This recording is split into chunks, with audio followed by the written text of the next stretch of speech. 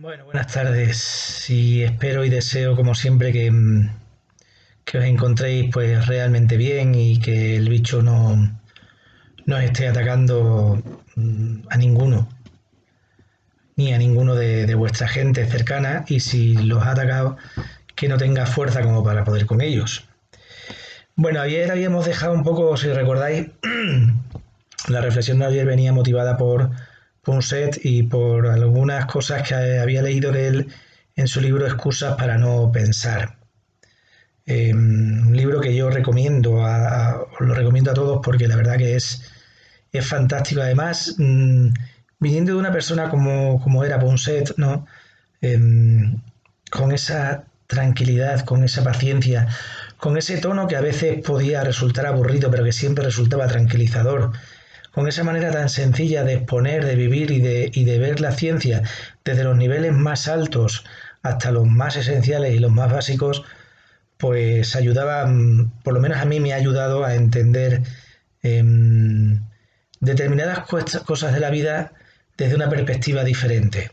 No era quizás la intención de él, pero sí ayudaba a darle una dimensión de otra manera a la vida, ¿no? Si recordáis ayer, lo último que dijimos era que el cerebro lo que de verdad quería era sobrevivir, ¿vale? Habíamos estado hablando de cómo se conseguía conseguir la felicidad, de cómo podíamos escarbar en sitios escondidos para que tuviésemos otros elementos donde buscar la felicidad. Vamos a seguir con ese planteamiento de aquellos 11 puntos que os decía que tenía Punset, ¿no?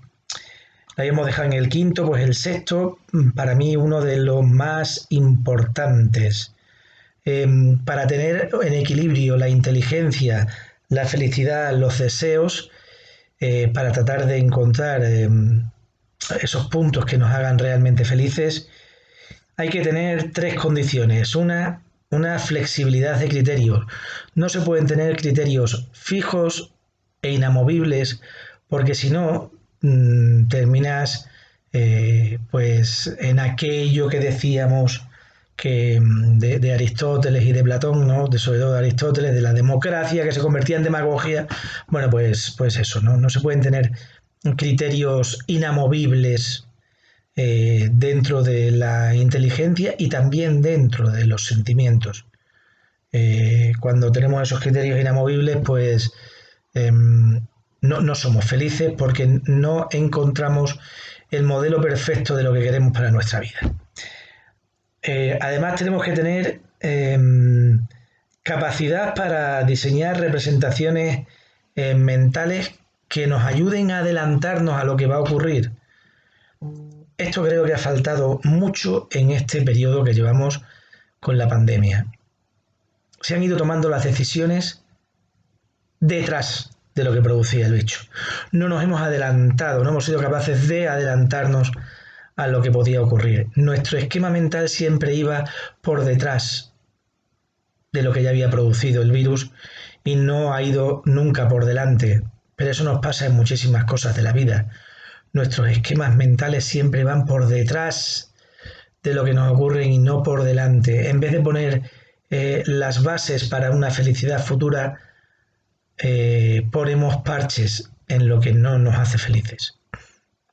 Y así nos encontramos que la gente que más nos quiere se nos escapa, que la gente que más nos aprecia se decepciona y que las situaciones que más queremos que se produzcan nunca llegan a producirse porque no dejamos que se produzcan. Y tercero, para tener ese equilibrio entre inteligencia y sentimientos y personalidad, ¿no? Hay que ser innovadores. Y luego entraremos en cuáles son las características y las competencias de la innovación, porque a veces la innovación la confundimos con el activismo. Y si no se nos ocurren ideas que no se habían hecho antes, o personajes que se nos habían hecho antes, o si nuestra forma de tratar o de actuar no se basa en la gamificación, pues resulta que nos deprimimos y no somos capaces de avanzar. Luego veremos que eso es ser innovadores. La siguiente, ¿qué es lo importante para innovar? La séptima En fin, lo importante para innovar no es la disponibilidad de recursos. Hemos estado acostumbrados a tener recursos por un tubo, por un tubo. Y cuanto más recursos teníamos, creíamos que éramos más innovadores, ¿no? Si tenías una pizarra digital en el aula, eras innovador. Bueno, sí, como decía el padre Shekel, el autor de la traducción de la Biblia del Peregrino, un hombre que yo conocí que era de una sabiduría, vamos, espectacular, se había tirado toda la vida investigando sobre la Biblia, era un hombre que vivía la Biblia, que no le hacía falta tener papeles para dar una conferencia de 3 horas, porque contaba lo que vivía, pero además de forma y de manera científica. Era espectacular, yo ya le conocí con 80 años, casi no veía, pero tenía una vitalidad y una forma de ser maravillosa. Al padre Shekel siempre, cuando le hacías una pregunta que pudiese contestar directamente, siempre decía sí, no solo. Bueno, pues para innovar funciona mucho el sí, no solo.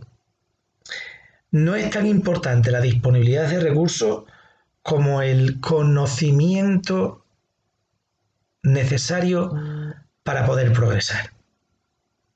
El progreso no son más aspectos mecánicos, sino el progreso se basa en el conocimiento. El futuro no depende tanto de los recursos como de la tecnología y del conocimiento. Y aquí estamos invirtiendo en lo contrario.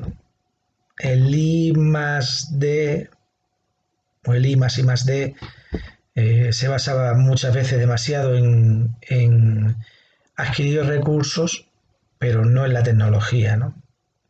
Yo recuerdo cuando se dieron los primeros ordenadores en algunos colegios que los profesores no sabían usarlos. Y estaban en un lenguaje muy básico, el famoso BASIC, ¿verdad? Pero no sabían usarlo. Tenía que llegar el profesor de tecnología de turno que venía además a hacer prácticas que lo había visto en la facultad para ponerlos en marcha, ¿no? Por lo tanto, no consiste tanto en tener más recursos como en conocer los recursos, optimizarlos y aplicar la tecnología que tenemos a ese conocimiento y a esa optimización de los recursos. 8. Las competencias para abrirse camino hoy en día en este nuevo mundo de la tecnología, en este nuevo mundo de la red, que es la que está dominando todo esto, esas competencias son muy sencillas, pero a la vez muy difíciles. Sobre todo en la gente más joven, y nos estamos empeñando en insertar estas competencias en las que pensamos que tienen validez en el sistema educativo, que además la tienen, pero que no las explicitamos quizás demasiado estas, y yo creo que son importantes. Punset las desarrolló en su libro de manera muy inteligente y muy amplia, ¿no? Él hablaba de la capacidad de concentración y madre mía de mi vida, lo difícil que es que ahora los jóvenes se concentren. Yo empleo de vez en cuando en clase 5 o 10 minutos cuando los chavales están especialmente alterados, cuando entro en clase y los miro a los ojos y veo que no es su día. Me gusta emplear un tiempo de parada, es decir, quietos, cerrar los libros, sentados, respirar hondo, hacer con ellos un ejercicio de relajación y de concentración para que luego puedan aprovechar los 20 minutos de clase que son lo que aprovechan normalmente. No aprovechan mucho más. Por lo menos que luego lo aprovechen. Parar un poquito, capacidad de concentración. Después, también que salga de ellos la necesidad de solucionar los problemas. Es difícil educar a solucionar problemas, porque lo primero que tienen que tener es la necesidad de solucionarlos, que salga de ellos. Si no, pues no vale de nada todo lo que podamos hacer con ellos. Tercero, la capacidad y la necesidad de trabajar en equipo, no en grupo, en equipo, en equipo. que es muy diferente. Confundimos muchas veces trabajar en grupo o trabajar en equipo. El trabajo en grupo es un trabajo en el que el resultado es el trabajo que han hecho todos los miembros individualmente y redactado luego. No. El trabajo en equipo es aquel que se puede realizar entre todos con una corresponsabilidad entre todos y con un resultado que todos estén de acuerdo en él. Si los gobiernos funcionasen en equipo, qué genial sería esto. Después está la competencia de desarrollar la inteligencia social, que le llaman algunos autores, algunos psicólogos y algunos pedagogos. Eso de la inteligencia social, que es el saberme miembro de un colectivo del cual soy corresponsable y tratar de poner todo de mi parte para que eso mejore. Pensar en colectivo desde lo individual. Y por último, aprender a gestionar las emociones. Tela marinera esto. Yo trabajo mucho con adolescentes, me encanta trabajar con ellos. No están acostumbrados a gestionar sus emociones y lo que es peor, no están acostumbrados a expresarlas. Eso que me ocurriera a mí tendría sentido, a ellos no. Porque tenemos que educarles en esa educación emocional que lleva consigo la gestión y la expresión de las emociones. Mira, yo siempre cuento esto. Murió mi madre, año 89. Yo tardé en llorar a mi madre más de 2 años. ¿Por qué? Porque la educación que yo había recibido era los hombres no lloran, solo lloran los mariquitas y las mujeres. Perdón por la expresión, pero es la que utilizaban conmigo hasta en el colegio. Y murió mi madre y yo no lloré. Y en el entierro de mi madre estaba cayendo un chaparrón grande y yo estaba aguantando el chaparrón fuera, impotente, mirando cómo trataban de hacer el agujero en el suelo para enterrar a mi madre. Pero no fui capaz de echar una lágrima porque los hombres no lloraban. Luego salió todo de la peor forma, claro.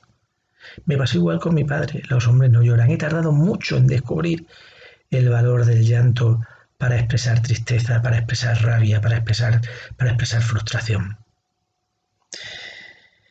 Vamos al noveno. La novena, ¿cómo diría yo? La novena premisa que pone Punset es que él dice que el cerebro sí tiene sexo. Sí tiene sexo. Y que el cerebro de la mujer madura antes que el del hombre. El hombre le dura más la pubertad y el comportamiento infantil y a la mujer le dura menos. Y esto es importante a la hora de gestionar también nuestra forma de relacionarnos, por ejemplo. ¿Vale? El décimo. ¿Cuáles son las dimensiones de la felicidad sin las cuales no se consigue? O se consigue muy poco. Primero, el gestionar bien las relaciones personales. Y esto es importante. Mucha gente de la que yo acompaño tiene un problema con sus relaciones personales porque no salen de sus sistemas de seguridad y cuando salen es intentando dominar porque antes no han sido capaces de dominar el suyo. La gestión de las relaciones personales es fundamental para ser feliz. Segundo, el control de la propia vida. ¿Qué significa esto?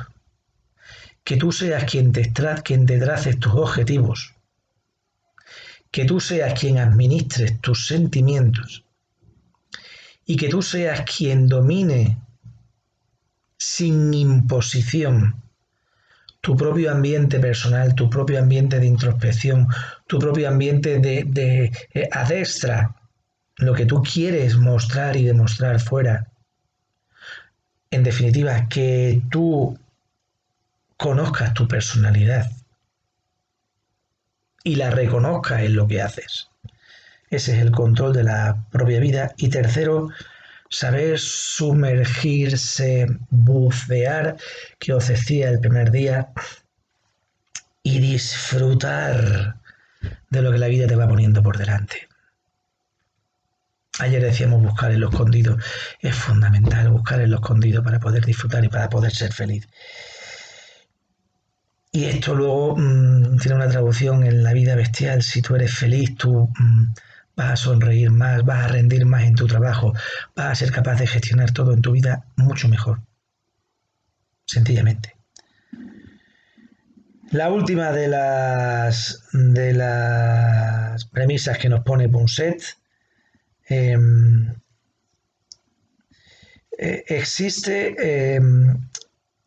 insiste en que nadie puede pretender hacer una revolución en su vida, o sea, gestionar su vida de pareja o de amistad. Nadie puede reformar, pongamos por ejemplo, el sistema educativo, o nadie puede gestionar el mundo de la empresa o el mundo de la política también, por ejemplo, sin conciliar conocimiento y entretenimiento.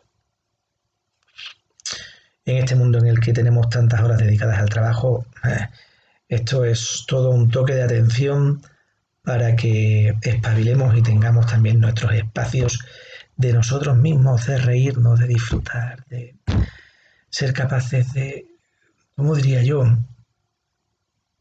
de frenar las consecuencias negativas que tiene nuestra vida, de relativizar lo que nos ocurre, sin perder ni un ápice de la perspectiva de lo que tiene.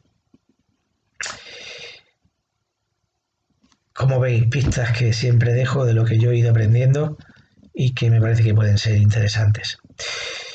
Como siempre, termino diciendo lo mismo: cuidaos mucho, quedaos en casa, que vamos a vencer al bicho, y no voy a dejar de terminar después de aquella sugerencia que me hicieron alguien pues que me conoce bien, ¿no? Y que es eso del paz y amor.